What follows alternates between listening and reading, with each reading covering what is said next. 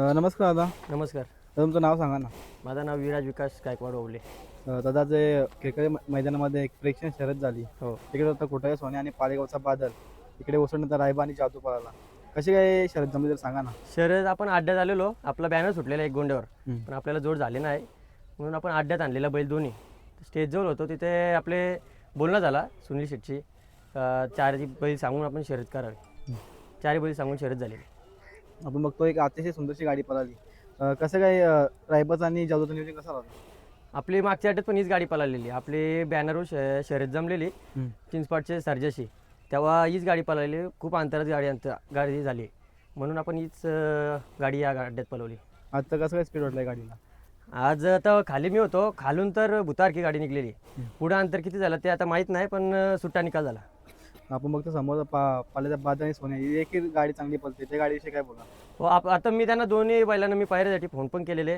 आपली प्रेक्षणीय लढत झाली, मैत्रीपूर्ण शर्यत झाली. तर दोन्ही आता मी पण त्यांना सुनील शेट्टी भेटून पण आलो, त्यांना कलिंगड पण दिला. मैत्रीपूर्ण शर्यत झाली एकदम.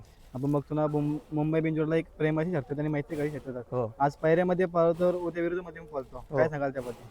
ना असंच केलं पाहिजे, मैत्रीपूर्ण शर्यत झाली पाहिजे. पायऱ्यात पालाचा लगेच दुसऱ्या अड्ड्यात शर्यत झाली का परत तिसऱ्या अड्ड्यात पायऱ्या झाला तरी असं अतिउत्तम होतो. भांडणाचा काही काल न झालं पाहिजे, चांगली शर्यत झाली पाहिजे. किती जाते वासरू? दुसराच आहे.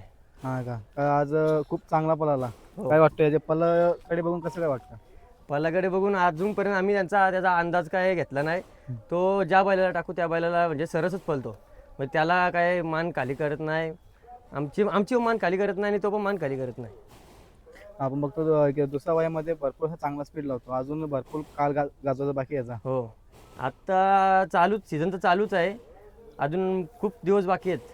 खूप आता प्रेक्षणीय लढत बघायला भेटेल तुम्हाला पण. आपण बघतो जेव्हापासून घेतला तेव्हापासून पब्लिकच पळतो का?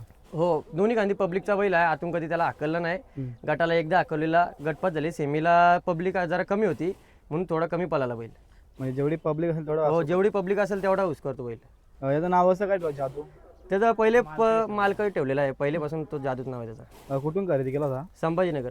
हा का? तिकडे पळून घेतला का कसं काय? पळून घेतलेला आपण, तिकडे गेलेलो. 2 फेरे तिथे मारले, आपला ड्रायव्हर घेऊन गेलेलो आपण. 2 फेरे आपण आपल्या ड्रायव्हर मारून बघितले, दोन्ही साईड पळून घेतला आपण तिथे. काय खरेदी किंमत होती? खरेदी किंमत 3 लाखाच्या वरतीच आहे. 3 लाखाच्या वरती का? तेव्हा आजच होता का? तेव्हा आदत होता आपण घेतला तेव्हा. त्याच्यानंतर 1 महिन्यात त्याचा दात पडले. आपल्या इकडे वातावरण चेंज झालं त्याच्यामुळे. जादूचा पैराला कसं काय करतो? पैरा आता बघू, जो चांगला बैल पळतो त्याला आपण पैरा देतोच, आणि जो म्हणजे ज्याने आपल्याकडून बैल मागितलेत ना त्यांना आपण द्यायचे प्रयत्न करतो, पण आपले काही नियोजन झालेले असतात म्हणून आपल्याला जरा थांबायला लागतो. जेव्हा तुम्हाला नियोजनाला फोन करता तेव्हा तुम्ही समोरच्या बैलामध्ये कसं काय बघता? काय नाही, आता त्याच्यावर आमचा एवढा विश्वास आहे का गाडी एकटा पण घेऊन जाईल, पण समोरचा बैल पण आपल्याला बघता आणि गाडीवर पळणारा बैल लागतो. म्हणजे गाडीवर जेवढा गाडी असेल तेवढा घासून पळायला पाहिजे बैल. कोणकोणत्या नंदीमध्ये पळा आतापर्यंत? आता मथुरमध्ये पण पेरा टाकलेला आहे, गाडी पण लवकर पालताना बघायला भेटेल तुम्हाला. सर्जामध्ये पाळलेला आहे, परत गोटचा पिंट्यामध्ये पाळलेला आहे, चंदरमध्ये पाळलेला आहे. आता आज 2 वेळा पाळाला रायबामध्ये उसटण्याच्या. म्हणजे जेवढे पण वेळा नियोजन झालं तेवढं टॉपचंच नियोजन झालं. हो हो. तुम्ही मला मथुरमध्ये फेर टाकला, जेव्हापासून मथुरमध्ये फेर टाकला तेव्हापासून जादूची जरा ओळख निर्माण झाली, काय सांगाल त्याबद्दल? आता मथुरमध्ये जेव्हा पेरा टाकला त्याच्यानंतर पासून आम्हाला पैरे टॉपचेच व्हायला लागले.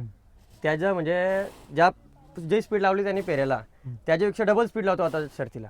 म्हणजे मथुर एक तुम्हाला पुढे जाण्याचा कुठेतरी वाटचाल दिली जादूला, काय सांगा? हो, 100%.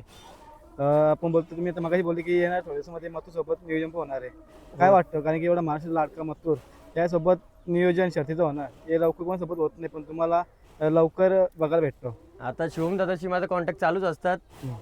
शर्तीचा सोडून दुसरे पण आमचं कॉल चालूच असतात, पण कसं आहे त्यांचा पण 1 नंबरचा बैल आहे.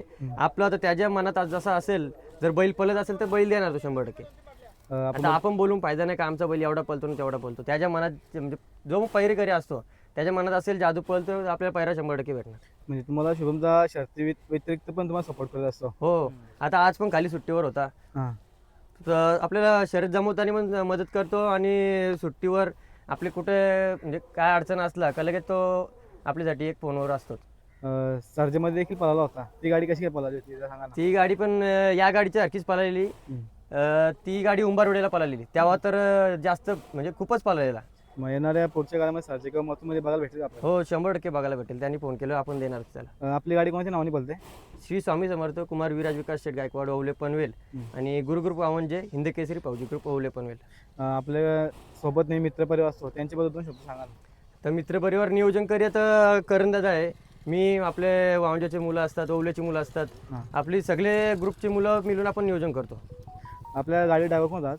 गाडीचा ड्रायव्हर सूरज ड्रायव्हर बसतो आपल्याकडे. काय सांगा सूरजबद्दल?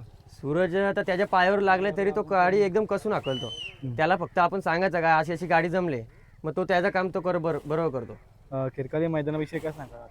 आता कसं खिडकाली झालं? मैदान आमच्यासाठी लकी मैदान आहे. खिडकाली मैदान आमची फक्त एकच गाडी पडली या मैदानात, बाकी सगळे गुलालच आहेत आपले. आतापर्यंत किती गोल झाले जादूचे? जादूचे 15चे जास्तच गुलाल आहेत. हां का? तर तुम्हाला पुढच्या वाजता खूप खूप शुभेच्छा. धन्यवाद.